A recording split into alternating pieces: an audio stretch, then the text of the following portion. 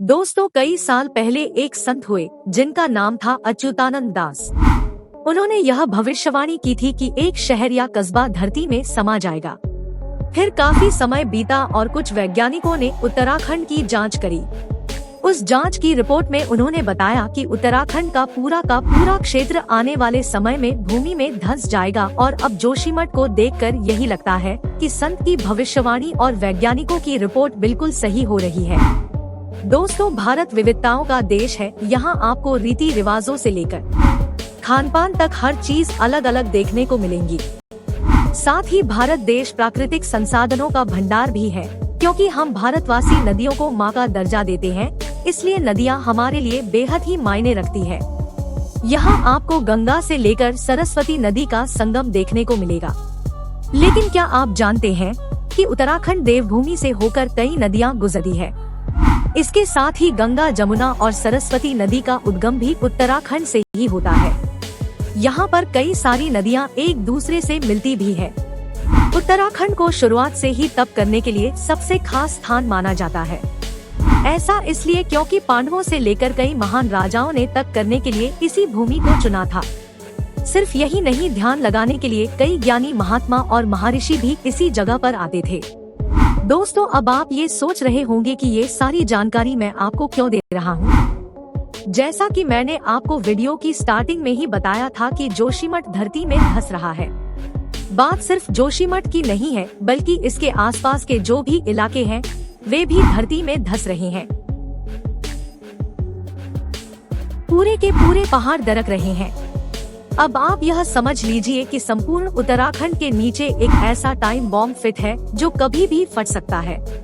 ऐसे में क्या आप उत्तराखंड की खूबसूरती मंदिरों को दोबारा देख पाएंगे, जिसे आप तपोभूमि कहते हैं, जहां राजाओं और ऋषि मुनियों ने तप किया था, कि आप वहां दोबारा जा पाएंगे। जोशीमठ के लोग बहुत ज्यादा डरे हुए हैं।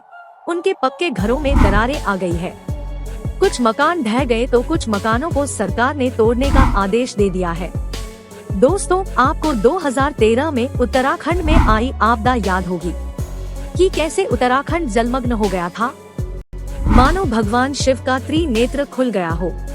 लोगों का मानना है कि उससे भी भयंकर प्रलय का सामना अब आने वाले समय में लोगों को करना पड़ सकता है, क्योंकि सरकार उत्तराखंड की देवी का अपमान कर रही है। तो दोस्तों, आज की इस वीडियो में मैं आपको उत्तराखंड की रक्षक देवी का रहस्य बताऊंगा।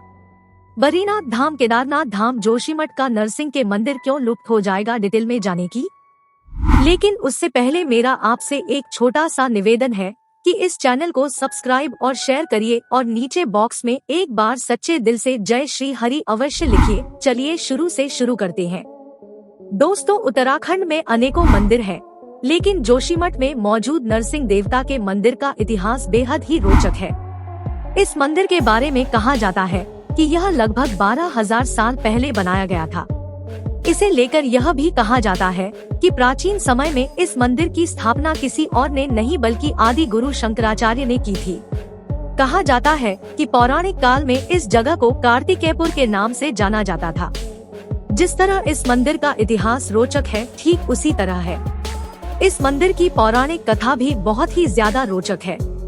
इस मंदिर के बारे में कहा जाता है कि भगवान शिव ने इस मंदिर की उत्पत्ति की थी।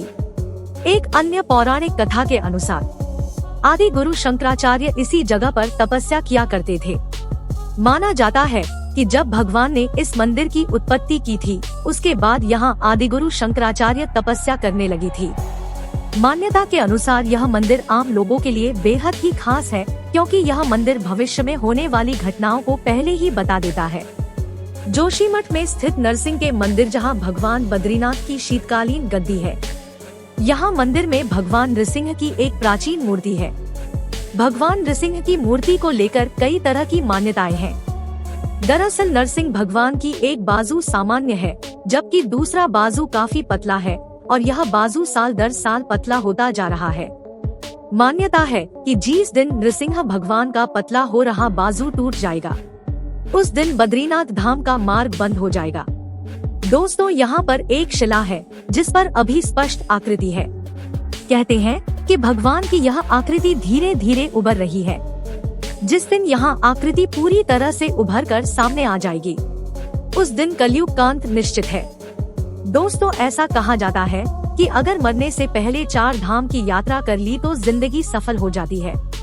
केदारनाथ, बद्रीनाथ, यमुनोत्री और गंगोत्री के मंदिर 4 पवित्र धाम है। साथ ही यह सभी धाम उत्तराखंड में स्थित है। बता दें कि केदारनाथ मंदिर भगवान शिव को समर्पित है, जो उत्तराखंड के रुद्रप्रयाग जिले में मंदाकिनी नदी के पास गढ़वाल हिमालय की श्रृंखला पर स्थित है। हर साल लाखों की संख्या में लोग इस भव्य मंदिर के दर्शन करने जाते हैं। वहीं बद्रीनाथ मंदिर भगवान विष्णु को समर्पित है, जो बद्रीनाथ शहर में स्थित है और यह उत्तराखंड के चमोली जिले में आता है। दोस्तों, केदार घाटी में 2 पहाड़ है, नर और नारायण। विष्णु के 24 अवतारों में से एक नर और नारायण ऋषि की यह तपोभूमि है। उनके तप से प्रसन्न होकर केदारनाथ में भगवान शिव प्रकट हुए थे।